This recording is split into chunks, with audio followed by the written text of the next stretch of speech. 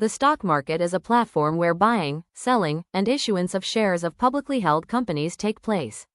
It is a vital component of the financial system as it facilitates companies to raise capital and investors to be part owners of businesses. Stock trading involves the buying and selling of shares in publicly traded companies. It allows individuals and organizations to invest in the success of a company and potentially earn a return on their investment.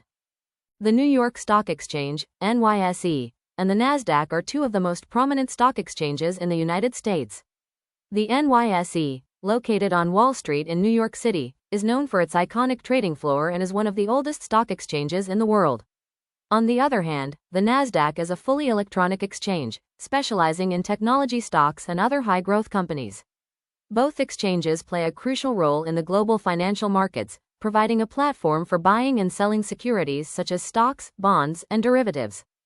Key players in the stock market include investors, who buy and hold stocks for the long term in anticipation of growth and dividends.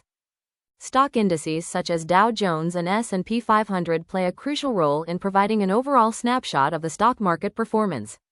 These indices track the performance of a group of selected stocks, representing the broader market or a specific sector. Stock prices are influenced by the principles of supply and demand. As the demand for a particular stock increases, its price typically rises, and vice versa. Similarly, if the supply of a stock increases, its price tends to fall. Stock market trading involves various types of orders such as market orders, limit orders, and stop orders.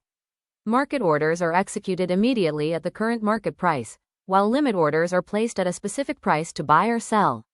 Stop orders are triggered when the stock reaches a certain price, activating a market order. Investing in the stock market can offer potential rewards such as significant capital gains, dividend income, and portfolio diversification. However, it also involves various risks, including market volatility, economic instability, and company-specific factors such as poor management decisions or industry disruptions.